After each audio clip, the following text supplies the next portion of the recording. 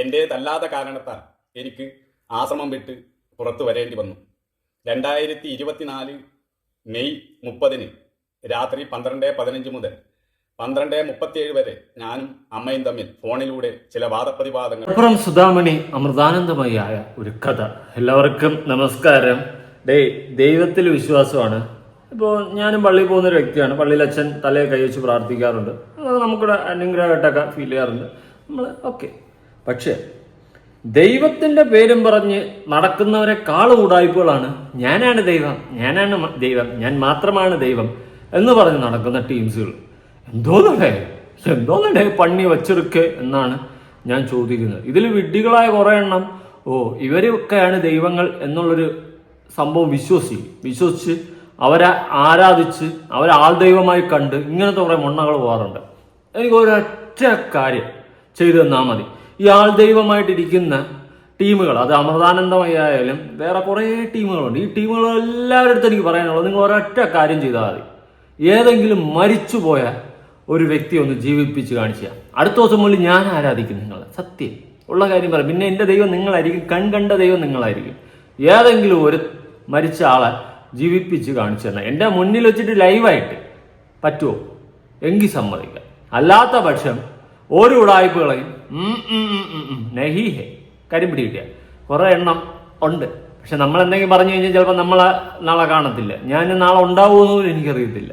കാരണം ഇതിനെയൊക്കെ പറ്റി പറഞ്ഞു കഴിഞ്ഞാൽ ഹെവി ടീമുകളാണ്. നമ്മുടെ പ്രമുഖ നടന്മാരും, എക്സാമ്പിൾ പറഞ്ഞാൽ ലാലേട്ടൻ, അതുപോലെ ഒരുപാട് പേര്, പിന്നെ വേറെ പ്രമുഖ മറ്റേ മേൽപ്പത്തിരിക്കുന്ന രാഷ്ട്രീയക്കാരും മേൽപ്പത്തിരിക്കുന്ന മറ്റവന്മാരും എല്ലാവരും ഇവരെയൊക്കെ ആരാധിച്ച് ഇവരെയൊക്കെ സപ്പോർട്ട് ചെയ്ത് ഇവർക്കൊക്കെ കൈയും കൊടുത്ത് തോളി കൈയിട്ട് ഈ സെറ്റപ്പിൽ കൊണ്ട് നടക്കുന്ന കുറെ ടീംസുകളുണ്ട്.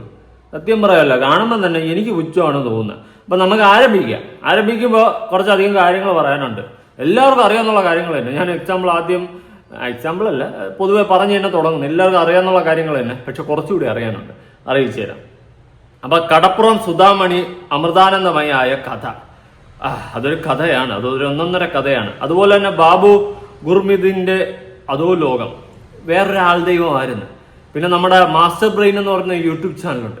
ആ ചാനലിൽ പോയി കഴിഞ്ഞാൽ സകലമാന ആൾ ദൈവങ്ങളെ അവിടെ കാണാൻ പറ്റും. കണ്ടമാന ഉടായ്പകൾ, സകലമാന ഉടായ്പകളും അവിടെ ഉണ്ട്. അങ്ങനെ കുറേ ഈ നാട്ടുകാർ ഈ വിവരവും വിദ്യാഭ്യാസവും ഇല്ലാത്തവരെയൊക്കെ പറ്റിച്ച് സ്വയമേ ദൈവമെന്ന് പ്രഖ്യാപിച്ച്, ദൈവം കയറി എൻ്റെ ദേഹത്തെന്ന് പറഞ്ഞ് പ്രഖ്യാപിച്ച് ഇങ്ങനെയൊക്കെ നടക്കുന്ന ടീംസുകളുണ്ട്. എന്തുവാടേ ഉടായ്പൊക്കെ കുറച്ച് പേര് മയത്തിലൊക്കെ കാണിക്കുക, അല്ലാണ്ട് ചുമ്മാ എന്തുവാ ഇത്. ഇനി മറ്റേ മകൻ്റെ അച്ഛൻ സിനിമയുണ്ടല്ലോ, ആ സിനിമയിൽ ജഗതി ഒരാൾ ദൈവം വേഷം കെട്ടിയിരിക്കും. അങ്ങനെ അവിടെ എല്ലാവരും പോയി ആരാധിക്കുന്നു. ലാസ്റ്റ് സലീം കുമാറിന്റെ ഭാര്യയുടെ അടുത്ത് കണ്ട് മോശമായിട്ട് പെരുമാറുന്നു. പിന്നെ അതിനുശേഷം മൊത്തം ആടിച്ച് ഏറി കെട്ടുന്നുണ്ട്. അങ്ങനത്തെ ഒരു പരിപാടിയൊക്കെ ഉണ്ട്. ജഗതി ഏറിപ്പോവും. ജഗതിക്ക് എല്ലാം തിരുമലാണ്. ഈ ഒരു സെറ്റപ്പ്. അങ്ങനെ കുറെ കാര്യങ്ങളുണ്ട്. ഇതിന്റെ മറവിൽ വേറെ പരിപാടികളും നടക്കുന്നുണ്ട്. നമുക്ക് പോവാന്ന് ഞാൻ പറയുന്നതല്ല, ഞാൻ എത്തിക്കുന്നില്ല. എത്തിക്കണം. ആ ആളുടെ പ്രൊഫൈൽ നിങ്ങൾ കാണണം കേട്ടോ. ഇങ്ങനെ പേരെന്തായാലും നോക്കട്ടെ. മകന്റെ അച്ഛനല്ല, നാരായണൻ KP എന്ന് പറഞ്ഞിട്ട് ഈ പറയുന്ന അമൃതാനന്ദമയുടെ സ്ഥാപനമില്ലല്ലോ, അതിന് വേറെന്തോ പറയുമല്ലോ, ആ സ്ഥലത്ത് മുന്നേ ഉണ്ടായിരുന്ന ഒരാള് കുറച്ചധികം കാര്യങ്ങൾ പറയുന്നുണ്ട്. നമുക്ക് കേൾക്കാം. ഞാൻ 28 വർഷം മാതാ അമൃതാനന്ദമയി മഠത്തിലെ അന്തേവാസിയായിരുന്നു. അതായത് 28 വർഷമായിട്ട് മാതാ അമൃതാനന്ദമയിയുടെ മഠത്തില് അന്തേവാസിയായിരുന്നു ഈ പറയുന്ന നാരായണൻ KP എന്ന് പറയുന്ന വ്യക്തി. അദ്ദേഹം കുറെ ഞെട്ടിക്കുന്ന വെളിപ്പെടുത്തലുകളാണ് വെളിപ്പെടുത്തുന്നത്. ഞാനൊരു കാര്യം ചോദിക്കട്ടെ, എങ്ങനെയാണ് ഇതുപോലെയുള്ളതിൻ്റെയൊക്കെ അവിടെ പോയിരുന്ന് ആൾ ദൈവങ്ങളെ ആരാധിച്ച് ഈ പറയുന്നതിനെയൊക്കെ കുമ്പിട്ട് നിൽക്കാൻ തോന്നുന്നു എന്നാണ് ഞാൻ ചോദിക്കുന്നത്. ഇപ്പൊ ഞാൻ പള്ളിയിൽ പോകുന്ന ഒരു വ്യക്തിയാണ്. അപ്പൊ പള്ളിയിൽ അച്ഛൻ കൈ വെച്ച് തലയിൽ കൈ വെച്ചൊക്കെ പ്രാർത്ഥിക്കാൻ നമുക്ക് ഓക്കെ ഒരിത് എന്ന് പറഞ്ഞിട്ട് അങ്ങേരെ കാലും പിടിച്ച് അങ്ങനത്തെ സെറ്റപ്പ് ഒന്നുമില്ല. നമുക്കതിന് റെസ്പെക്ട് ഉണ്ട്. നമ്മളെ ഓക്കെ ആ ഒരു റെസ്പെക്ട്, ആ ഒരു സെറ്റപ്പാണ്. പക്ഷെ അയാൾ ഒരിക്കലും നമ്മൾ ദൈവമായിട്ടല്ല കാണുന്നത്. ദൈവ വേല ചെയ്യുന്ന ഒരു വ്യക്തി, അതായത് ദൈവത്തെ പറ്റി സംസാരിക്കുന്നതും ഒരു പ്രവാചകൻ, ആ ഒരു സെറ്റപ്പ്. ഇപ്പൊ ദൈവത്തിന്റെ കാര്യങ്ങൾ, കഥകൾ, അങ്ങനത്തെ ബൈബിളിലുള്ള കാര്യങ്ങൾ, പ്രസംഗം, ഇതൊക്കെയാണ് നമ്മളവിടെ ഫോക്കസ് ചെയ്യുന്നത്. അല്ലാണ്ട് ഒരിക്കലും ഒരു ദൈവമായിട്ടല്ല ആ വ്യക്തിയെ കാണുന്നത്. മനസ്സിലായ? പക്ഷെ ഇതങ്ങനെയല്ല. മാതാ അമൃതാനമയി എന്ന് പറഞ്ഞു കഴിഞ്ഞാൽ ദൈവമാണ്. ദൈവം മനുഷ്യന്റെ രൂപത്തിൽ ഭൂമിയിൽ പ്രത്യക്ഷപ്പെട്ടു എന്നാണ് പറയുന്നത്. ബൈബിളിലെ യേശു ക്രിസ്തു ആയിരുന്നു. പക്ഷെ ഇന്നത്തെ കാലത്ത് മാതാ അമൃതാനന്ദമയി ഇതുപോലെ വേറെ ദൈവങ്ങളുണ്ട്. ദൈവത്തിന്റെ ഒരു കൂമ്പാരം തന്നെ ഇവിടെ ഉണ്ട്. ഇത്രയും ദൈവങ്ങളുണ്ടായിരുന്നിട്ടും ഈ നാട്ടിൽ ഇത്രയും ആക്രമണങ്ങളാണെന്നാണ് ഞാൻ ആലോചിക്കുന്നത്. നാട് നന്നാക്കടേ, അല്ലെങ്കിൽ പാവപ്പെട്ടവർ പൈസ ഇല്ലാത്തവർക്കെല്ലാം പൈസ കൊടുക്കടേ, അല്ലെങ്കിൽ പാവപ്പെട്ടവർക്കെല്ലാം മറ്റേ ഭൂതം കുപ്പിയിൽ നിന്ന ഭൂതം വീട് വെച്ച് കൊടുക്കുന്ന പോലെ വീട് വെച്ച് കൊടുക്കേ, എന്തെങ്കിലുമൊക്കെ ചെയ്യടേ. നിങ്ങൾക്ക് ഇത്രയും ദൈവങ്ങൾ ഇവിടെ ഉണ്ടായിരുന്നിട്ട് നിങ്ങൾക്ക് എല്ലാവർക്കും കൂടി ഇതൊന്നും ചെയ്യാൻ പറ്റുന്നില്ലേടേ, എന്തുവാടേ? ഇനി ചിലവർ ആക്സിഡന്റിൽ മരിക്കാറുണ്ട്, അങ്ങനെ ഇങ്ങനെ ഒക്കെ മരിക്കാറുണ്ടല്ലോ, അവരെയൊക്കെ ഒന്ന് ജീവിപ്പിക്കടേ. ദൈവമല്ലേ നിങ്ങൾ ചെയ്യടേ. 2025 ഏപ്രിൽ 1 എന്റേതല്ലാത്ത കാരണത്താൽ എനിക്ക് ആശ്രമം വിട്ട് പുറത്തു വരേണ്ടി വന്നു. 2024 ഓക്കെ, നാരായണൻ KP 2025 തന്റേതല്ലാത്ത കാരണത്താൽ അവിടം വിട്ട് പുറത്തു വരേണ്ടി വന്നു. അത് താൻ അവിടെ എന്തെങ്കിലും കയറി പ്രതികരിച്ചാണ് മേ ബി, അതായിരിക്കും തന്നെ പുറത്താക്കിയത്. നമുക്ക് നോക്കാം. മെയ് 30 രാത്രി 12:15 മുതൽ 12:37 വരെ ഞാനും അമ്മയും തമ്മിൽ ഫോണിലൂടെ ചില വാദപ്രതിവാദങ്ങൾ നടത്തിയിരുന്നു. അതിൽ ഒരു കാര്യം ഞാൻ ഇവിടെ വിശദീകരിക്കാം. അതായത് ആശ്രമത്തിലെ ബ്രഹ്മചാരിണികളുടെ മാതാപിതാക്കൾ മരിച്ചിട്ട് അവരുടെ അന്ത്യകർമ്മത്തിന് പോകുമ്പോൾ ഒരു 10,000 രൂപയെങ്കിലും കൊടുക്കണം എന്നായിരുന്നു ഞാൻ അമ്മയോട് പറഞ്ഞത്. അത് കാരണമാണ് അമ്മ രാത്രി എന്നെ ഫോൺ വിളിച്ചത്. അപ്പോൾ അമ്മ ഫോൺ വിളിച്ച് പറഞ്ഞ കാര്യം ഇതാണ്: അങ്ങനെ ബ്രഹ്മചാരികൾക്ക് ആശ്രമത്തിൽ നിന്നും പൈസ കൊടുക്കാൻ നിയമമില്ല, ഞാൻ ആരെയും നോട്ടീസ് അടിച്ച് വിളിച്ചിട്ടില്ല. അങ്ങനെയൊക്കെ പറയില്ലേ ദൈവങ്ങൾ. ദൈവങ്ങളുടെ കട്ട് ആൻഡ് റൈറ്റ്. ദൈവങ്ങള് കട്ടൊക്കെയാണ്. നമ്മൾ അങ്ങനെ ആശ്രമത്തിൽ നിന്ന് പൈസ ഒന്നും കൊടുക്കത്തില്ല, നമ്മൾ ദൈവങ്ങളാണ്. ഈ സെറ്റപ്പ് ഇവിടുന്ന് പോവേണ്ടവർക്ക് പോവാം എന്നാണ് അമ്മ എന്നോട് പറഞ്ഞത്. അതിനെക്കുറിച്ച് കുറെ വാദപ്രതിവാദങ്ങൾ നടത്തിയിരുന്നു. പിന്നെ ഒരു വർഷക്കാലത്തോളം, ഏകദേശം 9-10 മാസത്തോളം എന്നെ പല രീതിയിലും പീഡിപ്പിച്ചുകൊണ്ടിരുന്നു. ഈ കാര്യങ്ങളെല്ലാം ആശ്രമത്തിലെ അന്തേവാസികൾ. അണ്ണ ഇത്രയും മുതുക്ക് പ്രായമില്ല, അണ്ണനെ പീഡിപ്പിച്ച എന്തു വന്നടേ ഇത്? അയ്യേ, 9-10 മാസത്തോളം എന്നെ പീഡിപ്പിച്ചോണ്ടിരുന്നു. അണ്ണന് കുറച്ച് ബോധമില്ലേ? ഇത്ര മുതുക്ക് പ്രായമില്ലേ? നിങ്ങൾ എന്തിനാ ഇത് പറയണത്? എന്തിനടേ? എല്ലാവർക്കും അറിയാവുന്നതാണ്. അങ്ങനെ 2025 മാർച്ച് 29 അമ്മ എന്നെ നേരിട്ട് വിളിച്ചു പറഞ്ഞു, നിന്നെ ഇവിടുന്ന് പറഞ്ഞു വിടുമെന്ന്. അപ്പോൾ ഞാൻ പറഞ്ഞു വിടേണ്ട ആവശ്യമില്ല, ഞാൻ പോകാമെന്ന് പറഞ്ഞു. അങ്ങനെയാണ് 8-9-10 മാസത്തോളം ഭീനങ്ങൾ ഏറ്റുവാങ്ങിയിട്ട് ഞാൻ സ്വയമേ വിരമിച്ചിരിക്കുകയാണ് മാതാ അമൃതാനന്ദമയി അമ്മച്ചി എന്ന് പറഞ്ഞുകൊണ്ടാണ് ഇറങ്ങിയത്. കൊള്ളാം, നല്ലതാ. ഞാൻ 2025 ഏപ്രിൽ 1 ആശ്രമം വിട്ട് പുറത്തു വന്നത്. ഞാൻ ആശ്രമം വിട്ട് പുറത്തു വന്നതിന്റെ അടുത്ത ദിവസം എന്റെ പേരിലുണ്ടായിരുന്ന കാലാവധി തികയാതെ ഫിക്സഡ് ഡിപ്പോസിറ്റ് ബാങ്കുമായി ഒത്ത് ആശ്രമം എടുത്തു. എന്റെ പേരിൽ മാത്രമല്ല, അങ്ങനെ ആശ്രമത്തിലെ 600 അന്തേവാസികളുടെ പേരിൽ 300 കോടി രൂപ 1-2 ബാങ്കിലായിട്ട്. അങ്ങനെ വലിയ കോടിയൊന്നുമില്ല, 300 കോടി. ദൈവത്തിന് എന്തിനാണ് ഇത്രയും പൈസ? എന്നടാ പണി വെച്ചിരിക്കേ, ഒട്ടുക്കത്തെ പൈസ തന്നെ ദൈവത്തിന്റെ. ദൈവം ഉണ്ടായിരിക്കും ഇത്രയും പൈസ. ഡിപ്പോസിറ്റ് ചെയ്ത് 9,000 ദൈവം ഇപ്പൊ ഫിക്സഡ് ഡിപ്പോസിറ്റ് ഒക്കെ ഇട്ടായിരിക്കുന്നത്. കൊള്ളാം. ഫിക്സഡ് ഡിപ്പോസിറ്റ് റെസീപ്റ്റും 6,000 ബാങ്ക് ചെക്കും ഒപ്പിട്ട് ആശ്രമത്തിന്റെ അലമാരയിൽ വെച്ചിട്ടുണ്ട്. അതുപോലെ അന്തേവാസികളുടെ പാൻ കാർഡും ആധാർ കാർഡും എല്ലാം വാങ്ങി വെച്ചിരിക്കുകയാണ്. ധർമ്മത്തെ കുറിച്ചാണ് നമ്മൾ സംസാരിക്കുന്നത്. പക്ഷെ നമ്മൾ ചെയ്യുന്ന പ്രവൃത്തിയോ ഒരു സാധാരണക്കാരന് വേണമെങ്കിൽ അധർമ്മം. അതും കൂടി പറ. ഒരു തെറ്റ് ചെയ്യാം. അവർ അഴിമതി നടത്തിയെന്ന് വരും, ചിലപ്പോൾ ഒരു രാഷ്ട്രീയ പ്രവർത്തനം നടത്തിയെന്ന് വരാം, ഒരു ഉദ്യോഗസ്ഥന് നടത്തിയെന്ന് വരാം. പക്ഷേ ധർമ്മത്തെ കുറിച്ച് പറയുന്നവർ, ധർമ്മം സ്ഥാപിക്കാനാണ് ഞാൻ വന്നതെന്ന് പറയുന്നവർ ഗവൺമെന്റിനെ വെച്ചിക്കാൻ വേണ്ടി ഇങ്ങനെ ചെയ്യാൻ പാടുള്ളൂ? ഇത് പൊതുജനം ചർച്ചയാകേണ്ടിയിരിക്കുന്നു. കാരണം ഞാൻ പറഞ്ഞുതരാം, ഇവർക്കൊക്കെ വരുന്ന ഫണ്ടിന് ഒരു കൈയും കണക്ക് കാണത്തില്ല. ഈ നേർച്ചകൾ വരുന്നത് കൈയും കണക്ക് കാണത്തില്ല. ടാക്സ് അടയ്ക്കേണ്ട, എല്ലാം ട്രസ്റ്റ് അത് ഇതെന്നൊക്കെ പറഞ്ഞിട്ട് അങ്ങോട്ട് വെട്ടിപ്പും തട്ടിപ്പും കോടികളൊക്കെയാണ് മുക്കി മുക്കി വെച്ചിട്ടുള്ളത്. ഞാനൊരു കാര്യം ചോദിക്കട്ടെ, ഈ 300 കോടി ഇത് ഇങ്ങനെ പറയുന്ന ചെക്കും കണക്കുമാണ്. ഇതില്ല, അല്ല, വേറെ ലെവൽ കോടികളാണ് ഉള്ളത്. അത് ഈ വലിയ പിടിപാടുകളും വലിയ കുമ്പത്തുള്ളവന്മാരായിട്ട് നിൽക്കുന്ന ഫോട്ടോ കാണുമ്പോഴേ അറിയാം എവിടെ നിന്നൊക്കെ നല്ല പൈസ വീഴുന്നുണ്ടെന്ന്. എന്തിനടാ ഒരു മനുഷ്യന് ജീവിക്കാൻ ഇത്രയും പൈസ?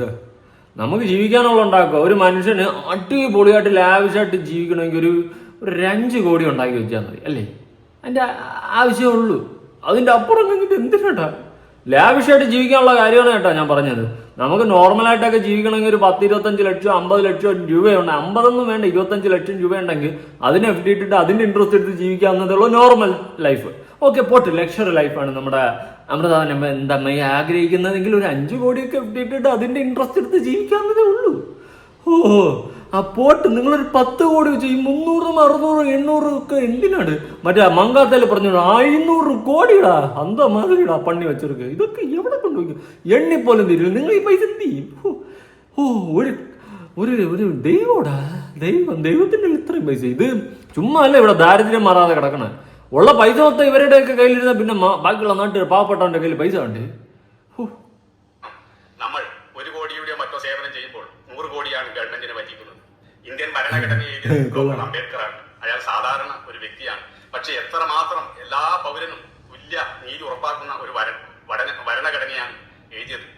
എന്നാൽ ആ ഭരണഘടനയെ വഞ്ചിക്കാൻ ഒരു മഹാത്മാവ് തയ്യാറായാൽ ആരാണ് ഈ ലോകത്തിന് ഒരു മാതൃക? ആരോടാണ് ജനങ്ങൾ പറയുക? പണം ആധിപത്യം ജനാധിപത്യത്തെ കീഴ്പ്പെടുത്തിക്കൊണ്ടിരിക്കുകയാണ്. പണത്തിന്റെ അധികാരം രാഷ്ട്രീയ അധികാരത്തെയും കാൽച്ചുവട്ടിൽ വരുത്തുന്നു. ഞാൻ എന്റെ ഈ പണം ഫിക്സഡ് ഡിപ്പോസിറ്റ് എടുത്തതിനെതിരെ മുഖ്യമന്ത്രിക്ക് പരാതി കൊടുത്തിരുന്നു, SP ക്ക് കൊടുത്തിരുന്നു, മനുഷ്യാവകാശ കമ്മീഷനും കൊടുത്തിരുന്നു. എന്റെ മൊഴി കരുനാഗപ്പള്ളി പോലീസ് സ്റ്റേഷനിൽ രേഖപ്പെടുത്തിയുമിരുന്നു. പക്ഷേ FIR ഒന്നും ഇട്ടിട്ടില്ല. കാരണത്തിലോട്ട് വരാം. അണ്ണൻ ആദ്യം അവിടെ ഒന്ന് സേവ ചെയ്തോണ്ടിരുന്നല്ലേ. അണ്ണന് പണി കിട്ടിയപ്പോൾ അണ്ണൻ പതുക്കെ ഒന്ന് ചർവ് ചെയ്തു. കുഴപ്പമില്ല അച്ഛാ. ഇനി കാരണം കേൾക്കാം. FIR ഇടാത്തതിന്റെ സമ്പന്നർക്ക് എന്തെങ്കിലും പരാതി കൊടുത്താൽ ഇന്നത്തെ കാലത്ത് സാധാരണക്കാരന് നീതി കിട്ടുന്നു. അതൊന്നും എനിക്ക് വിഷയമല്ല. പക്ഷേ ഇത് പൊതുസമൂഹത്തിൽ ചർച്ചയാകേണ്ട കാര്യമാണ്. ഇതിന്റെ ഉള്ളറകൾ ഒരുപാട് കാര്യങ്ങൾ എനിക്കറിയാം. അതെല്ലാം ലോകം ചർച്ച ചെയ്യേണ്ടി വരും. സത്യം എന്നായാലും പുറത്തു വരും എന്നാണ് ഞാൻ വിശ്വസിക്കുന്നത്. സത്യമേവ ജയതേ എന്നാണ് ഋഷി പറഞ്ഞിട്ടുള്ളത്. സത്യം ജയിച്ചേ പറ്റുള്ളൂ, സത്യമേ ജയിക്കത്തുള്ളൂ. അതുകൊണ്ട് ഈ കാര്യം ലോകത്തോട് പറയണം എന്ന് ഞാൻ ആഗ്രഹിച്ചുകൊണ്ടാണ് ഈ വീഡിയോ ചെയ്യാൻ കാരണം. കുറച്ചു നേരം അപ്പൊ അണ്ണൻ ഒരുപാട് ആഗ്രഹങ്ങൾ കൊണ്ടാണ് അണ്ണൻ ഈ വീഡിയോ ചെയ്യാനുണ്ടായ കാരണം. നല്ല കാരണമാണ് അണ്ണൻ, നല്ലതാണ്. ഇപ്പോഴെങ്കിലും തോന്നിയില്ല. എന്തായാലും ഇവരുടെ ഉടായ്പ ജനങ്ങളെ അറിയട്ടെ. ഞാൻ ഇത് വീഡിയോ ചെയ്ത് ഒരു 10 പേര് എന്റെ വീഡിയോ കണ്ട ആ 10 പേര് ഇത് അറിയണം. അത്രേ ഉള്ളൂ എന്റെ ആഗ്രഹം. മനസ്സിലായോ? ഒരാൾ ഫേസ്ബുക്കിൽ ഒരു പോസ്റ്റ് ഇട്ടിട്ട് കണ്ടു. അത് കണ്ടതുകൊണ്ടാണ് ഞാൻ ഈ വീഡിയോ ചെയ്യേണ്ടി വന്നത്. അയാൾ അതിൽ പറഞ്ഞിരിക്കുന്നത്, ഞാൻ പ്രസിലായിരുന്നു സേവനം ചെയ്തത്, എനിക്ക് ചില ഉത്തരവാദിത്തങ്ങളെല്ലാം ഉണ്ടായിരുന്നു, അതുകൊണ്ട് ആ ഉത്തരവാദിത്തം നിർവഹിക്കാൻ വേണ്ടിയാണ് അദ്ദേഹത്തിന്റെ വീട്ടിൽ പണമിട്ടത് എന്നാണ്. ഇദ്ദേഹത്തിന് ആരോ എഴുതി കൊടുത്തിട്ടാണ് അദ്ദേഹം ആ വാർത്ത ചെയ്തിരിക്കുന്നത്. ഞാൻ പ്രസിൽ ഒരു ഉത്തരവാദിത്വം വഹിച്ചിട്ടില്ല. പ്രസിലാണ് ഞാൻ 24 വർഷം സേവനം ചെയ്തത്. പക്ഷേ പണം കൈകാര്യം ചെയ്യുന്ന കാര്യമോ ബാങ്കുമായിട്ട് ബന്ധപ്പെട്ട ഒരു കാര്യവും ഞാൻ ചെയ്തിട്ടില്ല. പിന്നെ ഞങ്ങളെ 600 ബെമയാരിനികളുടെ പേരിലും ആശ്രമം ഡിപ്പോസിറ്റ് ചെയ്തത് ഞങ്ങൾ ഓരോ സ്ഥലത്തും ജോലിക്കാരായി നിശ്ചയിച്ചിട്ടാണ്. ഞാൻ പ്രസിലാണ് സേവനം ചെയ്തതെങ്കിലും 2019 എന്നെ ആശ്രമത്തിലെ വേണ്ടപ്പെട്ടവർ വിളിച്ചിട്ട് പറഞ്ഞു, നിങ്ങൾ എറണാകുളത്തുള്ള ഫാർമസിയിലെ സൂപ്പർവൈസറാണ്, നിങ്ങൾക്ക് ശമ്പളം 60,000 നിങ്ങളുടെ കീഴിൽ 6 പേരുണ്ട്, അവരുടെ പേരും ഒരു കടലാസിൽ എഴുതി തന്നിരുന്നു, എന്റെ കയ്യിൽ നിന്ന് നഷ്ടപ്പെട്ടു പോയി. അങ്ങനെ എന്തെങ്കിലും അന്വേഷണം വന്നാൽ ഇങ്ങനെ പറയണമെന്ന് എന്നോട് ആശ്രമത്തിൽ പറഞ്ഞിരുന്നു. ഇത് എന്നോട് മാത്രമല്ല. ദൈവത്തിന്റെ അടുത്ത് ഇത്രയും ഡിമാൻഡുകളും ഇത്രയും കാര്യങ്ങളൊക്കെ സംഭവിക്കൂടെ? ദൈവം ഒരു സംഭവം തന്നെ ഉണ്ട്. ആൾ ദൈവം.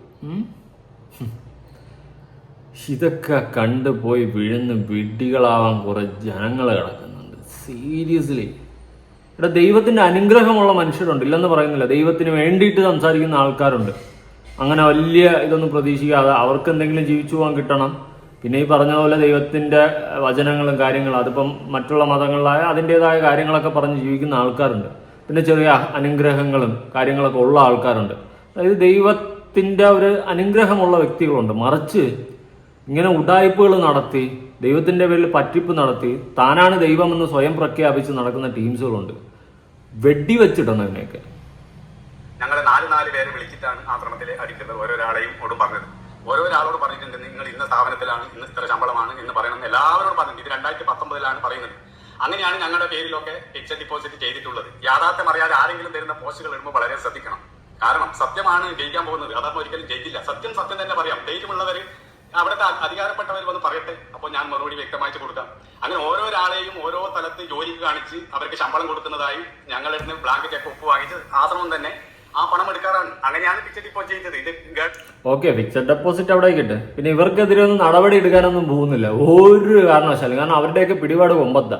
അപ്പൊ നിങ്ങൾ പോയൊരു പരാതി കൊടുത്തു കഴിഞ്ഞാൽ ഒരു പട്ടി പോലും തിരിഞ്ഞു നോക്കത്തില്ല. അത് വേറൊരു സത്യം. ഇനി നിങ്ങളുടെ ഭാഗത്താണ് ന്യായമെങ്കിൽ കൂടി തിരിഞ്ഞു നോക്കത്തില്ല. അതത്രേ ഉള്ളൂ. അവരുടെ പിടിപാടെന്ന് വെച്ച് കഴിഞ്ഞാൽ അങ്ങ് നാഷണൽ ലെവൽ ഇന്റർനാഷണൽ ലെവലും ഒക്കെ ആയിരിക്കും. അതൊക്കെ മേലെ രാജ്യങ്ങളുടെ താണ്ടിയുള്ള പോക്കായിരിക്കും. കാരണം ദൈവമല്ലേ, അതുകൊണ്ട് അത്രയും പിടിപാടുകയാണ്. പിന്നെ ആരുടെയൊക്കെ ബിനാമികളാണെന്നൊക്കെ അന്വേഷിച്ച് കഴിഞ്ഞാൽ വീണ്ടും കിട്ടും. ദൈവത്തിൻ്റെ ഇത്രയും പൈസ ആയിരുന്നു. ഒന്ന് ദൈവമേ പാവങ്ങൾക്ക് കൊടു. കഷ്ടപ്പെടുന്ന ദുരിതം അനുഭവിക്കുന്ന ഒരുപാട് പേരുണ്ട്. 300 കോടിയുടെ കണക്ക് ഇങ്ങേര് തന്നെ പറഞ്ഞു. ഇനി ബാക്കി ഇതുപോലെ എത്ര 300 കോടികൾ കിടക്കുന്നു. ഇതൊക്കെ ഇവിടെ കൊണ്ട് വയ്ക്കും. അതാണ് ഞാൻ ആലോചിക്കുന്നത്. കഷ്ടം. വഞ്ചിക്കാൻ വേണ്ടി ചെയ്ത കാര്യമാണ്. അതിന് മറച്ചു പിടിക്കാൻ വേണ്ടി എന്റെ പേരിൽ മാത്രമാണ് ഇട്ടത്. ചില ഉത്തരവാദിത്തമുള്ളവരുടെ പേരിൽ ഇങ്ങനെ ഇടാറുണ്ടെന്നൊന്നും കാണിക്കണ്ട. ഗവൺമെന്റ് ഒരു അന്വേഷണം വന്നാൽ അറിയാൻ പറ്റും. 600 പേരുടെ പേരിലും ഇട്ടിട്ടുണ്ട്. അതിന് കൊടുത്തിരിക്കുന്ന മൊബൈൽ നമ്പർ ഒരേ നമ്പറാണ്. എല്ലാ അക്കൗണ്ടിലും ഒരു നമ്പർ കൊടുത്താൽ ബിനാമി അല്ലാതെ പിന്നെന്താണ്? സർക്കാർ ഉടനടി ഇതെല്ലാം അന്വേഷിക്കുകയാണ് വേണ്ടത്. അല്ലാതെ എന്തെങ്കിലും പോച്ച കള്ളത്തരം ജയിക്കില്ലെന്ന്. സത്യമേ ജയിക്കൂ. സത്യം തുറന്നു പറയൂ. കള്ളത്തരം ചെയ്തിട്ട് ഞാൻ നേരത്തെ ഒരു വീഡിയോ ചെയ്തു. അധർമ്മം ചെയ്തിട്ട് ധർമ്മമാണെന്ന് കാണിക്കാൻ ശ്രമിക്കുന്നത് കത്തുന്ന തീയെ തുണി കൊണ്ട് മറക്കാൻ ശ്രമിക്കുന്നത് പോലെയാണ്. യാഥാർത്ഥ്യം ഉൾക്കൊള്ളണം. ഇതെല്ലാം ഞാൻ അവിടെ വെച്ച് തന്നെ പറഞ്ഞിട്ടുള്ള കാര്യമാണ്. അപ്പൊ ഓരോരുത്തരുടെ പേരിലും ഫിക്സഡ് ഡിപ്പോസിറ്റ് ചെയ്ത് അവരെല്ലാം ജോലിക്കാരെ കാണിച്ചിട്ടാണ്. ബാങ്കിൽ ഡിപ്പോസിറ്റ് ചെയ്യുമ്പോൾ അതിന്റെ സ്രോതസ് കാണിക്കണം. കാണിച്ചിരിക്കുന്ന ജോലിക്കാർ എല്ലാവരും ജോലിക്കാരായിട്ടാണ് നിശ്ചയിച്ചിരിക്കുന്നത്. ഇതിന്റെ കൂടുതൽ കാര്യങ്ങൾ ഞാൻ കൂടുതൽ വരുമ്പോൾ അതിന്റെ വീഡിയോ ചെയ്യാം. 3 വീഡിയോ ചെയ്യേണ്ടി വരും. ഇനി കൂടുതൽ വിവരങ്ങളിലോട്ട് പോകുന്നതിന് മുന്നേ വേറൊരു വീഡിയോ ക്ലിപ്പ് കൊടുക്കാം. അതായത് ഗെയിലിനെ അറിയാവോ? ഇല്ലെങ്കിൽ ഞാൻ പരിചയപ്പെടുത്തുതരാം. ഗെയിലിന് കുറച്ച് കാര്യങ്ങൾ പറയാനുണ്ട്. ഈ അമൃതാനന്ദമയുമായിട്ടൊക്കെ ഉള്ള വിഷയങ്ങളൊക്കെ ആയിട്ട് ബന്ധപ്പെട്ടൊക്കെ ഉള്ള കാര്യങ്ങൾ തന്നെയാണ്. നമുക്ക് കേട്ടു നോക്കാം. കുറച്ച് മുന്നേ ഉള്ളതാണ്. വധിക്കാൻ വേണ്ടി, അപായപ്പെടുത്താൻ വേണ്ടി പലവട്ടം ശ്രമിച്ചു. അത് ഇപ്പോൾ അമ്മയോടൊപ്പം ഉള്ള ഗെയിൽ പുസ്തകത്തിൽ റെഫർ ചെയ്യുന്ന ലക്ഷ്മി എന്നുള്ള സന്യാസിനി തന്നെയാണ് പറഞ്ഞിരിക്കുന്നത്. അതായത് ഒന്ന് വിഷക്കൂൺ കൊടുത്ത് കൊല്ലാൻ ശ്രമിച്ചു, വെള്ളത്തിൽ മുക്കി കൊല്ലാൻ ശ്രമിച്ചു, മരുന്നിന്റെ ഡോസ് കൂട്ടി ശ്രമിച്ചു. അതായത് മാതാ അമൃതാനന്ദമയെ പോലെ ലോകത്ത് എല്ലായിടത്തും ഒരുപാട് ഫോളോവേഴ്സ് ഉണ്ട്. ഒരു വ്യക്തിയെ അപായപ്പെടുത്താൻ ശ്രമിച്ച ആളാണ് ഇരിക്കുന്നത്. അത് കേട്ടപ്പോൾ എനിക്ക് ശരിക്കും ചിരിക്കാൻ സാധിക്കാൻ ഒക്കത്തുള്ളൂ. കാരണം ആ സമയത്തിൽ എൻ്റെ ജീവിതം, എൻ്റെ ഹൃദയം അമ്മയെ സമർപ്പിച്ച് പൂർണ്ണമായിട്ട് ഞാൻ സ്നേഹിച്ച് ഞാൻ സേവിക്കുമായിരുന്നു. അങ്ങനെ എൻ്റെ ജീവിതം സമർപ്പിച്ച ഒരു വ്യക്തി എന്ത് കാര്യങ്ങൾ ഞാൻ കൊള്ളാൻ ശ്രമിക്കും. ലക്ഷ്മിയെ കുറിച്ച് ഗെയിലിന്റെ പുസ്തകത്തിൽ നല്ലത് മാത്രമേ പറഞ്ഞിട്ടുള്ളൂ, മോശമായിട്ടൊന്നും പറഞ്ഞില്ല. അതായത് ഗെയിലിന് നേരിടേണ്ടി വന്ന അതേ അനുഭവങ്ങൾ തന്നെയാണ് ലക്ഷ്മിക്ക് നേരിടേണ്ടി വന്നതെന്നാണ് ആ പുസ്തകത്തിൽ എഴുതിയിരിക്കുന്നത്. പിന്നെ എന്തിനാണ് ലക്ഷ്മി ഗെയിലിനെതിരെ രംഗത്ത് വന്നത്? ലക്ഷ്മി എന്തുകൊണ്ട് എഴുതി അങ്ങനെ? ആദ്യമായിട്ട് ലക്ഷ്മി തന്നെ എഴുതി എനിക്ക് വിശ്വാസമില്ല. ലക്ഷ്മി എഴുതില്ല, എനിക്ക് തോന്നുന്നില്ല. കാരണം ലക്ഷ്മി നല്ലൊരു വ്യക്തിയാണ്. ലക്ഷ്മി ഒരു പാവമൊരു വ്യക്തിയാണ്. പക്ഷെ ഞാൻ എഴുതിയ കാര്യങ്ങള് ഓക്കെ. ലക്ഷ്മി ഗെയില് താങ്ങിയതാണ്. താങ്ങുന്നവരൊന്നും ചിലപ്പോൾ ജീവിച്ചിരിപ്പിൽ കാണില്ല ഇനി അങ്ങോട്ടങ്ങോട്ട്. കാരണം ചിലപ്പോൾ നാളെ എനിക്ക് എന്തെങ്കിലും സംഭവിച്ചു കഴിഞ്ഞാൽ നിങ്ങൾ ഓഫ് കോഴ്സ് എഴുതി വെച്ചാൽ ഇവരെന്നെ തീർത്ത്. അത്രയാണ്. കാരണം അത്രയും കൊമ്പത്തെ ടീമുകളാണ്. നമുക്ക് ഇവിടെ ഒന്നും മുട്ടി നിൽക്കാൻ പറ്റത്തില്ല. പിന്നെ നമുക്ക് ആകെ ഉള്ള ഒരു വഴി സോഷ്യൽ മീഡിയ. ഇവിടെ നമ്മൾ നട്ടലും നിവർത്തി നിന്ന് സംസാരിക്കും. ആരും പേടിക്കാണ്ട് നമുക്ക് ശരിയെന്ന് തോന്നുന്നു നമ്മൾ അറിയുന്ന ശരികൾ വെച്ച് നമ്മൾ സംസാരിക്കും. നട്ടലും നിവർത്തി നിന്ന്. അത്രേ ഉള്ളൂ. കേട്ടാ?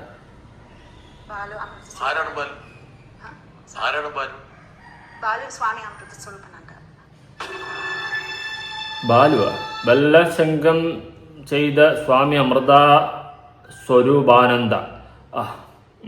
സന്തോഷം. ബാലുസ്വാമിയെ നടക്കട്ടെ. ഈ റേപ്പ് ചെയ്ത സമയത്തൊന്നും ആരോടും പരാതിപ്പെട്ടില്ലേ? ഇപ്പോൾ പോലും. അതായത് റേപ്പ് എന്ന് പറയുന്നത് ഒരുപക്ഷെ ഇന്ത്യൻ സമൂഹത്തിൽ എവിടെയും ലോകത്തെവിടെയും വലിയൊരു ഹീനിയസ് ക്രൈമാണ്.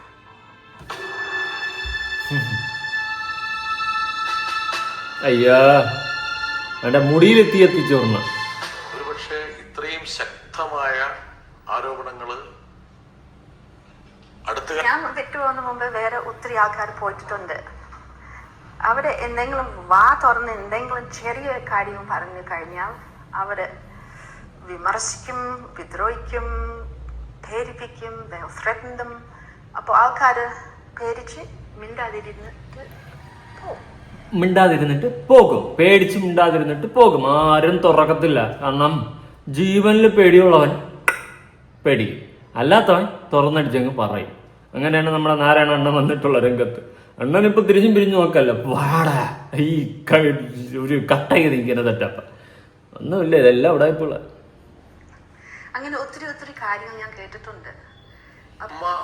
അമ്മയുടെ വളരെ വേണ്ടപ്പെട്ട ബോയ്സ്, അതാണ് നിങ്ങൾ ഉദ്ദേശിക്കുന്നത് ബോയ്സ്, അതായത് സ്വാമിമാര് സ്വാമി ഏറ്റവും അടുത്തുള്ള ശിഷ്യന്മാരുമായിട്ട് ലൈംഗിക ബന്ധത്തിൽ ഏർപ്പെടുന്നത് കണ്ടു എന്ന് പറയുന്നു. ഉണ്ട്. ഓ ദൈവമായതുകൊണ്ട് ഇടയ്ക്കിടയ്ക്കൊക്കെ ആവല്ലേ.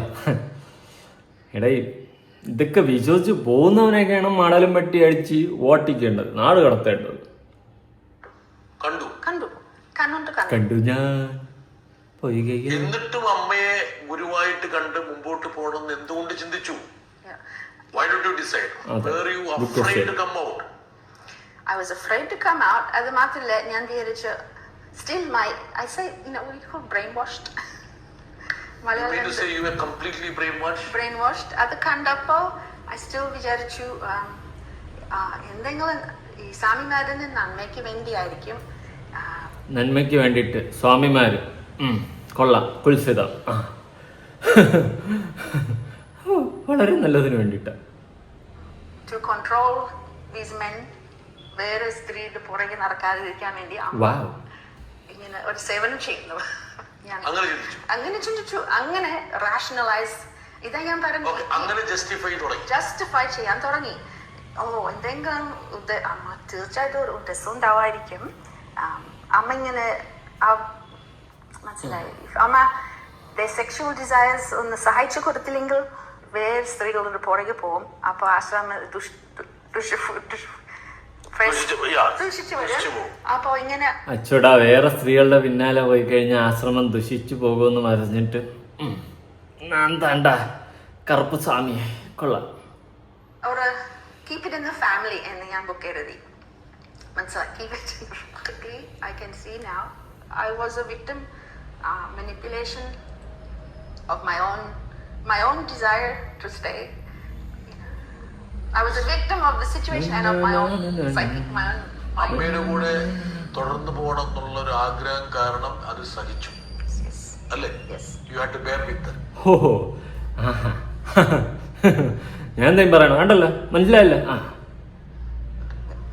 Stances കൊണ്ടുവന്നു. തീർച്ചയായിട്ടും സർക്കംസ്റ്റാൻസ് ആണ് എനിക്ക് തോന്നുന്നത്. Did anybody calculate that?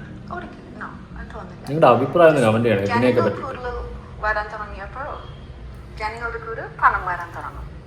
പിന്നെ just it grew and grew and grew.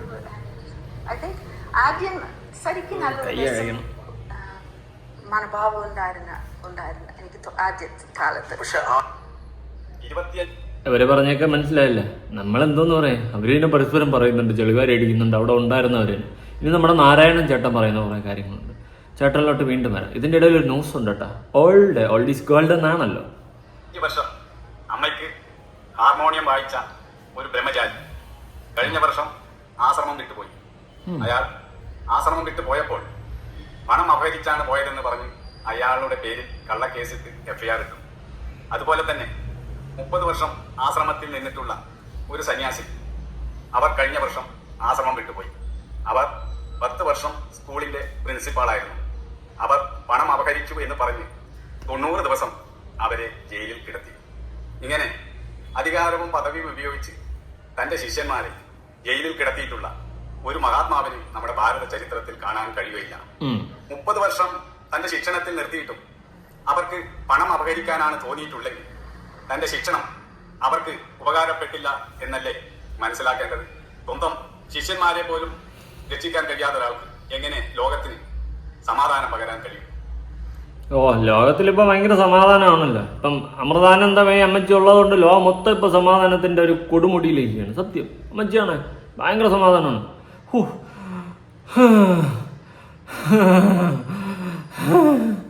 സമാധാനം കൊണ്ടിരിക്കാൻ വയ്യ, അതുകൊണ്ട് വലിച്ചതാ. ഇവരൊക്കെ എല്ലാം സമർപ്പിച്ചിട്ട് അമ്മയുടെ അടുത്ത് വന്നതാണ്. ഇനി അഥവാ എന്തെങ്കിലും അപാകത അവർക്ക് പറ്റിയിട്ടുണ്ടെങ്കിൽ അത് മറക്കാനും പൊറുക്കാനും അല്ല കഴിയേണ്ടത്. ക്ഷമയാണ് ഈ ലോകത്തിലെ ഏറ്റവും വലിയ സമ്പത്തെന്നും ക്ഷമയില്ലാത്തവനാണ് ഈ ലോകത്തിലെ ഏറ്റവും വലിയ ദരിദ്രനെന്നും അമ്മയുടെ ബുക്കിൽ പറഞ്ഞിട്ടുണ്ട്. അതുപോലെ തന്നെ അമ്മയുടെ ബുക്കിൽ പറഞ്ഞിട്ടുള്ള ഒരു കാര്യമാണ്, പെർഫ്യൂം ഫാക്ടറിയിൽ പോയാൽ അതിന്റെ സ്മെല്ലായിരിക്കും ഒരാൾക്കുണ്ടാവുക. കൽക്കരി ഫാക്ടറിയിൽ പോയാൽ അയാളുടെ ദേഹമാകെ കരിവിരടും. അമ്മയ്ക്ക് 25 വർഷം ഹാർമോണിയം വായിച്ച ഒരാൾക്ക് പണം അപഹരിക്കാനുള്ള മനസ്സാണ് വന്നിട്ടുണ്ടെങ്കിൽ അത് സംസർഗം കൊണ്ട് വന്നതല്ലേ, മറ്റെന്താണ് ഇതിന് പറയാൻ കഴിയുക? ഇങ്ങനെ ഓരോ കാര്യവും എടുത്തു നോക്കിയാൽ പുറത്തുനിന്ന് അങ്ങനെ പറയരുത്. അമ്മ നല്ല പാഠമാണ് പഠിപ്പിച്ചത്, പക്ഷെ അച്ഛൻ പറഞ്ഞത് കേട്ടില്ല. ആ ഒരു സെറ്റപ്പാണ്, മനസ്സിലായേ? അവർ പഠിപ്പിച്ച പാഠം കറക്റ്റ് ഉണ്ടായിരുന്നു, പക്ഷെ പണം കണ്ടപ്പോൾ അമ്മരെ കണ്ണ് മഞ്ഞളിച്ച് എന്നേ അവർ പറയത്തുള്ളൂ, അതേ പറയത്തുള്ളൂ. നിങ്ങൾ ഇവിടെ ഇരുന്ന് കുറച്ചിട്ട് ഒരു കാര്യമില്ല, നാളെ നിങ്ങളെ ചിലപ്പോൾ തട്ടിക്കളയും, അതേ സംഭവിക്കത്തുള്ളൂ. അല്ലാണ്ട് ഒരു തേങ്ങയും നടക്കാൻ പോകുന്നില്ല. അവർ 500 തലമുറയ്ക്കുള്ളത് അവർ ഉണ്ടാക്കി വെച്ചിട്ടുണ്ട്. തലമുറ ഇല്ലല്ലേ? ഉണ്ടെങ്കിൽ അത്രേ ഉള്ളൂ. എന്തായാലും അവർക്ക് ജീവിക്കാനുള്ളത് അവരുണ്ടാക്കി വെച്ചിട്ടുണ്ട്. ഇത് കഴിയുമ്പോൾ, ഇവരുടെ കാലം കഴിയുമ്പോൾ അവരെ ദൈവമായി പ്രഖ്യാപിച്ച് എടുത്ത് ഇരുത്തി എന്തൊക്കെ കാണണമെന്നറിയാമോ? അന്ന് ഞാൻ ബാക്കി ഉണ്ടാവുമോ എന്താ? എന്നെ മിക്കറി വീഡിയോയുടെ തീർക്കും. വിശ്വസിക്കുന്ന ആളുകൾക്ക് ഇതൊന്നും അറിയുകയില്ല. 10-30 വർഷം അവിടെ നിന്നിട്ട് പോകേണ്ടി വരുന്ന ഒരാളുടെ അവസ്ഥയെക്കുറിച്ച് മറ്റുള്ളവർക്ക് പറഞ്ഞാൽ അറിയുകയില്ല. എന്തുകൊണ്ടാണ് ഇങ്ങനെയൊക്കെ സംഭവിക്കുന്നത്? എവിടെയോ താളം പിഴക്കുന്നത് കൊണ്ടാണല്ലോ ഇങ്ങനെ സംഭവിക്കുന്നത്. താളമൊക്കെ കറക്റ്റ് അല്ലേ? നിങ്ങളുടെയൊക്കെ താളമല്ലേ പിഴച്ചത്? അവരുടെ താളം കറക്റ്റാണ്, അവരുണ്ടാക്കേണ്ട രീതിയിൽ ഉണ്ടാക്കുന്നുണ്ട്, നാട്ടുകാരെ മൂഞ്ചിക്കുന്ന രീതിയിൽ മൂഞ്ചിക്കുന്നുമുണ്ട് കേട്ടോ. നിങ്ങളുടെ താളമാണ് പിഴച്ചത്. അവിടെ കൂടെ നിന്നും കൊണ്ട് അണ്ണാക്കി വാങ്ങിച്ച് കൂട്ടിയിട്ട് ഇപ്പൊ വന്നിരുന്ന് പ്രസംഗിക്കുന്നു. ശിവപ്പറ കണ്ടെത്താനും തിരുത്താനും തയ്യാറാകാതെ അവിടുന്ന് പോകുന്നവരെ കല്ലെറിയോ എന്ന് പറഞ്ഞാൽ എന്തൊരു മനുഷ്യത്വമില്ലായ്മയായിട്ടാണ് നമ്മൾ അതിനെ കാണേണ്ടത്. ഒരു സാധാരണ മനുഷ്യൻ പോലും അങ്ങനെ ചെയ്യില്ല. ഏറ്റവും വലിയ ഗുണമായിട്ട് ആധ്യാത്മശാസ്ത്രത്തിൽ പറയുന്നത് തിരീക്ഷയാണ്. ക്ഷമിക്കാനും സഹിക്കാനും കഴിയണം. ഒരു വിട്ടുവീഴ്ച ചെയ്യാൻ തയ്യാറാവില്ല. എന്ത് പരാതി പറഞ്ഞാലും വാശിയോടുകൂടി അവരെ തള്ളി മാറ്റും. എന്നോട് പറയാൻ ആരാണ് എന്നൊരു ഭാവം. ഇത് ഉണ്ടാവുന്നത് കൊണ്ടാണ് ഇങ്ങനെ 25-30 വർഷം നിന്ന് പലരും പോകേണ്ടി വന്നത്. ഇപ്പോൾ ഈ 2 വർഷത്തിനുള്ളിൽ ഏകദേശം 4-5 പേര് 25-30 വർഷം നിന്നവർ ആശ്രമത്തിൽ നിന്ന് പോകേണ്ടി വന്നു.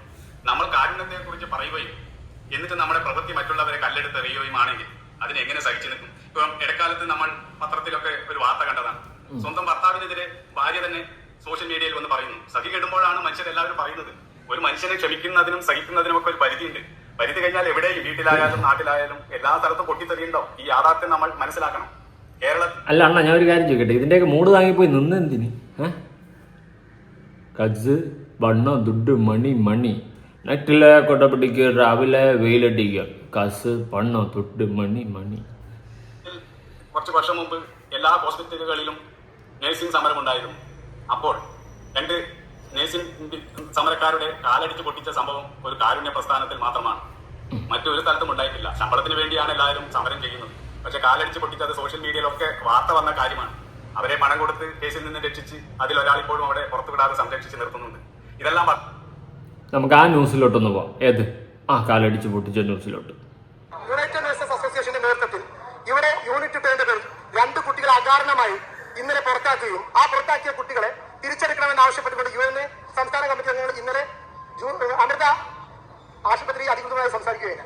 അതിന്റെ അടിസ്ഥാനത്തിൽ അവർ ആ കുട്ടികളെ തിരിച്ചെടുക്കാമെന്നും നാളെ ഫർദറായി ചർച്ച നടത്താമെന്നും പറയുകയും ഇന്ന് 12:30 മണിക്ക് ഞങ്ങൾക്ക് ഔദ്യോഗികമായിട്ട് അപ്പോയിന്റ്മെന്റ് തരികയും സംസ്ഥാന കമ്മിറ്റിയിലെ 4 പേരും ഈ മീറ്റിംഗിൽ പങ്കെടുക്കണമെന്ന് പറയുകയുണ്ടായി. അതിന്റെ അടിസ്ഥാനത്തിലാണ് ഞങ്ങൾ എല്ലാവരും കൂടി ഇന്ന് 12:30 മണിക്ക് ഇവിടുത്തെ HR മാനേജർ വിളിച്ചത് പ്രകാരം ഞങ്ങൾ അമൃത ഹോസ്പിറ്റലിൽ ചർച്ചയ്ക്കായി വെക്കിയത്. ചർച്ച വളരെ സൗകര്യപരമായിരിക്കുമെന്ന് ഞങ്ങൾ അറിയിച്ച അവർ ഞങ്ങൾ ഇവിടെ വരികയും ഇവിടുത്തെ ഒരു HR അസിസ്റ്റന്റ് സുധാംഷ് ഞങ്ങളെ HR റൂമിലേക്ക് കൊണ്ടുപോവുകയും ചെയ്തു. കൊണ്ടുപോകുന്ന കോറിഡോറിൽ വെച്ച് കുറച്ച് ഗുണ്ടകൾ ചേർന്ന് മാനേജ്മെന്റ് മനഃപൂർവ്വം നിർത്തിയ ഗുണ്ടകൾ ഒരു കാരണവും പറയാതെ ഞങ്ങളെ തടി. എന്തിന്? നീക്കെന്തിനും തല്ലുവാകാൻ പോയത്? അതിനിപ്പോ അവര് പറയത്തുള്ളൂ. ഒരു കാര്യമില്ലടാ, ഇതൊക്കെ എങ്ങനെ നടക്കും? പണമുള്ളവൻ കാർ വാങ്ങും, ബസ് വാങ്ങും, ഇല്ലാത്തവൻ ഇങ്ങനെ ഇരുന്ന് മൂഞ്ചു എന്ന് പറയുന്നത് പോലെയാണ്. പണവും പവറും ഉള്ളവർ ഈ ലോകം ഭരിക്കും, അല്ലാത്ത നമ്മളെ പോലത്തമാരിങ്ങനെ ഇരുന്ന് മോഞ്ചും. ഇയാള് അവിടുത്തെ പൈസ കട്ടിട്ട് പോയതാണ്, അല്ലെങ്കിൽ പൈസ കിട്ടാത്തത് കൊണ്ട് പോയതാണ്, ഇങ്ങനെയൊക്കെ പറഞ്ഞ ആളുകൾ കമന്റ് ഇടും. അത് തെറ്റൊന്നുമില്ല, ആളുകളെ എല്ലാം പ്രതികരിക്കും. പക്ഷെ യാഥാർത്ഥ്യം, ഇതിന്റെ ഉള്ളിൽ നിൽക്കുന്നവർക്ക് യാഥാർത്ഥ്യം അവിടെ എന്ത് നടക്കുന്നു എന്നറിയുള്ളൂ.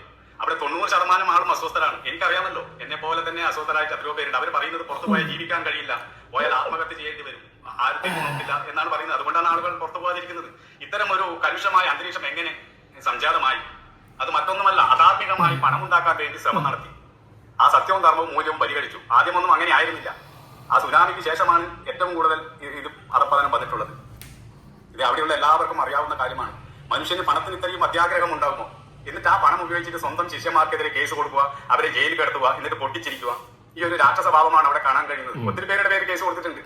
കാരണം പണം സ്വാധീനം കൊടുത്ത് പറയുന്നതിന് മുമ്പ് തന്നെ FIR ഇടാൻ തയ്യാറാവും. ഞാനൊരു പരാതി രേഖാമൂലം കൊടുത്തു, മൊഴിയും കൊടുത്തു, എന്നിട്ട് എന്റെ പരാതി FIR ഇടാൻ തയ്യാറായിട്ടില്ല. പക്ഷെ ഇവിടുന്ന് പറയുന്നതിന് മുമ്പ് FIR ഇടുന്നു. പണാധിപത്യം ജനാധിപത്യത്തെ കീഴ്പ്പെടുത്തി എന്നതിന്റെ തെളിവാണത്. അതാണ് അണ്ണനൊരു കാര്യം ചെയ്യും. നാളെ പോലെ അണ്ണനും ദൈവമാണെന്ന് പറഞ്ഞ് കയറി ഇരുന്ന് കട്ട് തുടങ്ങും. അവസാനം അണ്ണനും ഒരാൾ ദൈവമായി പ്രഖ്യാപിച്ച് വലിയ സെറ്റപ്പ് ആകുമ്പോൾ അണ്ണനും വരും ഈ പണം പദവി. അപ്പം അണ്ണനും കേസ് കൊടുക്കാം. അതൊരു വെയിറ്റ് കേട്ടോ, അല്ലാണ്ടൊന്നുമില്ല. ആൾ ദൈവങ്ങളെ സപ്പോർട്ട് ചെയ്യുന്ന മണ്ടന്മാരായ നാട്ടുകാരെ ഏറ്റവും കൂടുതൽ നടക്കുന്നത്. ഇത് പൊതുജനം ബോധവാന്മാരാകുക എന്നല്ലാതെ വേറൊരു വഴിയില്ല. പൊതുജനത്തിനെ ഇതിനെയൊക്കെ തടയാൻ കഴിയുള്ളൂ. എത്ര സമ്പന്നനായാലും പൊതുജനത്തിന്റെ മുന്നിൽ, ആ പൊതുജന ശക്തിയുടെ മുന്നിൽ എല്ലാം തകരും. അതുകൊണ്ടാണ് എല്ലാവരും പൊതുജനത്തിന്റെ മുമ്പിൽ വന്ന് കാര്യങ്ങൾ പറയുന്നത്. പൊതുജനമാണ് യഥാർത്ഥ കോടതി, പൊതുജനമാണ് ദൈവം, അവരോട് പറഞ്ഞാൽ എന്തെങ്കിലും പരിഹാരം ഉണ്ടാവും എന്നതുകൊണ്ടാണ് ആളുകൾ പുറത്തു വന്ന് പറയുന്നത്. അല്ലാതെ നിയമ സംവിധാനത്തിൽ പോയാൽ അങ്ങനെ നീതി കിട്ടിയെന്ന് വരില്ല, അതാരും അറിഞ്ഞെന്ന് വരില്ല. പൊതുസമൂഹം തന്നെയാണ് രക്ഷയായിട്ടുള്ളത്. അതുകൊണ്ടാണ് എല്ലാവരും പൊതുസമൂഹത്തിലോട് വന്നിട്ട് കുടുംബത്തിലെ പ്രശ്നം പോലും പറയുന്ന സാഹചര്യം നമ്മൾ കാണുന്നുണ്ടല്ലോ. അപ്പോൾ പിന്നെ ഒരു ആശ്രമം ഇങ്ങനെ ഒന്നല്ല പറഞ്ഞാൽ തീരാതെ കാര്യങ്ങളുണ്ട്. അതുകൊണ്ട് ഓരോന്നോരോന്നായിട്ട് ഞാൻ പറയാമെന്നാണ് ആഗ്രഹിക്കുന്നത്. എന്നാൽ ഓരോന്നായിട്ടിരുന്ന് ഓരോ വെള്ളിയാഴ്ചയായിട്ടിരുന്ന് പറ. മിക്കവാറും അവരുടെ നാട്ടിലെറിയാനുള്ള എല്ലാ ചാൻസും ഞാൻ കാണുന്നുണ്ട്. അണ്ണൻ്റെ കയ്യിലിരിപ്പ് വെച്ചിട്ടാണ്. ജനങ്ങളുടെ അടുത്ത് എനിക്ക് പറയാനുള്ളത്, എടേ നിങ്ങൾക്ക് പ്രാർത്ഥിക്കണമെങ്കിൽ നിങ്ങൾ വിശ്വസിക്കുന്ന മതത്തിൽ പോയി പള്ളിയിലോ അമ്പലത്തിലോ ഒക്കെ പോയി പ്രാർത്ഥിക്കുക. ഇനി പള്ളിയിൽ അച്ഛൻ്റെ അടുത്ത് പോയി പള്ളിയിൽ അച്ഛൻ തലയിൽ കൈ വെച്ച് പ്രാർത്ഥിക്കും, നമ്മൾ വീട്ടിൽ പോകും. ഇനി അമ്പലത്തിൽ പോയാൽ പോറ്റി പ്രാർത്ഥിക്കും, വീട്ടിൽ പോകും. മുസ്ലിം പള്ളിയിൽ പോയി ഉസ്താദ് പ്രാർത്ഥിക്കും, വീട്ടിൽ പോകും. ഇതൊക്കെ മതിയടാ. അല്ലാണ്ട് പ്രത്യേകിച്ച് ആൾ ദൈവത്തിൻ്റെ അടുത്തേക്ക് നമ്മൾ എന്തിനു സല്യൂട്ട് അടിക്കാൻ പോകണം? അവരെ കാല് കഴുകി വെള്ളം കുടിക്കുന്ന, അവരെ മറ്റേ ചുണ്ണാമണ്ണിയിലൊക്കെ കറക്കുന്ന വേറെ ദൈവങ്ങളുണ്ട്. വേറെ നാട്ടിൽ ഹിന്ദിക്കാരന്മാരുടെ ഇടയിലാണെന്ന് ചുണ്ണാമണ്ണിയിൽ കറക്കി അടിക്കുന്ന ദൈവമൊക്കെ ഉണ്ട്. അതുകൊണ്ട് ഇമാതിരി പരിപാടിക്കൊക്കെ എന്തിനടാ നിൽക്കുന്നത്? ചുമ്മാ അവർ പണത്തിന് വേണ്ടി കാണിക്കുന്നുണ്ട്. പണവും അധികാരവും പവറും ഒക്കെ പിടിച്ചെടുക്കാൻ വേണ്ടി കിടന്ന് കാണിക്കുന്നുണ്ട്. നമ്മൾ മണ്ടന്മാരെ പോലെ പോയി അവിടെ പോയി വിഴുന്ന് മൂഞ്ചി തിരിഞ്ഞ് കമ്പിത്തിരിയായിട്ട് തിരിച്ചു വരും. എന്തിനാണ് ഇയാൾ ദൈവങ്ങളെ ഇതിനെയൊക്കെ വിശ്വസിച്ച് നമ്പി സ്വന്തം ജീവിതം തൊലച്ച് കളയുന്ന മുണ്ണകളെ? ഇതിപ്പോൾ എന്താ ഇങ്ങേര് വന്നിരുത്തുണ്ട്, നാരായണണ്ണൻ വന്നിരുന്നിട്ട് കണവണാന്ന് പറയുന്നുണ്ട്. അണ്ണ ഇത്രയും കാലം അവിടെ കടന്ന് കൊണയടിച്ചില്ലേ? ഇപ്പം വന്നിട്ടല്ലേ അണ്ണ ഇങ്ങനെ പറയുന്നത്? എനിക്കും വലിയ വാജിപ്പൊന്നുമില്ല. ഇത്ര നാൾ എവിടെയായിരുന്നു? സഹിച്ചിരുന്നു. അണ്ണനെ പീപ്പിച്ചപ്പോൾ അണ്ണ സഹിച്ചിരുന്നെന്നാണ് അണ്ണൻ പറയുന്നത്. എന്തരണ്ണ എന്തെരെങ്കിലുമൊക്കെ കാണിക്കും. എന്തായാലും എനിക്ക് ഒറ്റ കാര്യം പറയാനുള്ളൂ, എല്ലാവർക്കും അറിയാവുന്നതാണ്. പക്ഷേ എങ്കിലും ഇതിൻ്റെയൊക്കെ ഇടയിൽ പോയി വീഴുന്ന കുറേ വീട്ടുകളായ ജനങ്ങൾ. കൂടുതലൊന്നും പറയാനില്ല. നിങ്ങളുടെ അഭിപ്രായം പോരട്ടെ. ബൈ.